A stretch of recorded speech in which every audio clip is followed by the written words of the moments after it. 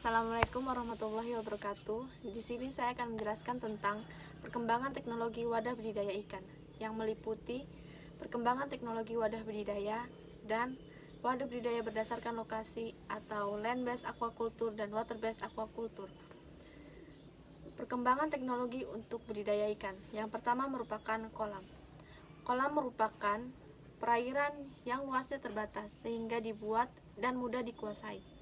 Kolam berfungsi sebagai habitat buatan yang sengaja diciptakan agar ikan dapat hidup dan berkembang biak dengan baik.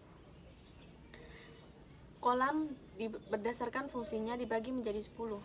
Yang pertama, kolam pemeliharaan induk, kolam pemijahan atau perkawinan, kolam penetasan, kolam pendederan, kolam pembesaran, kolam pemeliharaan calon induk, kolam penumbuhan pakan ikan, kolam atau bak pengendapan, kolam penampungan hasil, dan kolam karantina. Yang kedua yaitu tambak. Tambak merupakan bangunan air yang dibangun pada daerah pasang surut yang diperuntukkan sebagai wadah pemeliharaan ikan atau udang dan memenuhi syarat yang diperlukan sesuai dengan sifat biologi hewan yang dipeliharanya. Salah satu wadah budidaya perairan dengan kualitas air cenderung payau atau laut biasanya terdapat di perairan di pesisir pantai. Tambak adalah kolam air payau dekat pantai yang dibendung dengan pematang keliling sehingga berbentuk kolam berisi air payau atau air laut dipergunakan untuk memelihara ikan atau udang atau biota lainnya. Yang terakhir yaitu keramba. Keramba adalah suatu usaha untuk membesarkan ikan dalam wadah-wadah yang dilayangkan dalam air, diselubungi semua sisi dan dasarnya oleh suatu materi.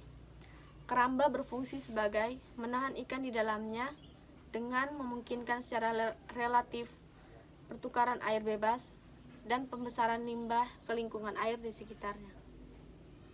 Secara garis besar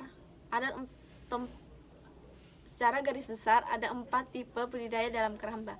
Yang pertama itu jaring yang dibentangkan antara 2 tiang dan dihubungkan dengan tanah. Yang kedua, bentuk permanen dengan jaring dihubungkan pada semua sisi. Yang ketiga, konstruksi terapung yang dihubungkan dengan bingkai di mana jaring digantungkan. Dan yang keempat, konstruksi sama dengan yang kedua, tapi ada bagian yang terapung. Keramba memiliki keuntungan dan kerugian. Keuntungannya yaitu fleksibilitas, investasi kecil, kontrol ikan mudah, dan tidak ada persaingan dalam penggunaan tanah. Dan kerugiannya yaitu sulit untuk melakukan usaha preventif dan kuratif, konstruksi kurang kuat, memerlukan tempat yang strategis, dan populasi ikan alami bertindak sebagai potensi sumber penyakit dan parasit. Selanjutnya yaitu aquaponik. Aquaponik adalah suatu kombinasi sistem aquaculture dan budidaya tanaman hidroponik. Pada sistem ini, ikan dan tanaman tumbuh dalam satu sistem yang terintegrasi dan menciptakan suatu simbiotik antar keduanya. Aquaponik adalah memanfaatkan secara terus-menerus air dari pemeliharaan ikan. Inti dasar dari teknologi ini adalah penyediaan air yang optimum untuk masing-masing komoditas dengan memanfaatkan sistem resirkulasi. Yang kedua yaitu wadah budidaya berdasarkan lokasi, dibagi menjadi 2, yaitu land-based aquaculture dan water-based aquaculture. Land-based aquaculture pada sistem budidaya perikanan berbasiskan daratan. Wadah budidaya berada di daratan dan terpisah dari perairan yang menjadi sumber air sistem ini. Penyaluran air dari perairan dilakukan dengan menggunakan saluran atau pipa, dan pengaruh dari perairan tersebut terhadap ikan dapat direkayasa bahkan dihilangkan.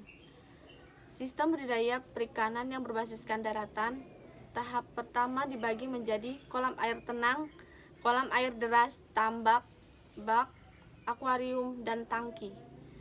Sedangkan kolam kedua terdiri dari jaring apung, jaring tancap, keramba, kombongan, tambang atau long line, rakit, kandang, dan sekat.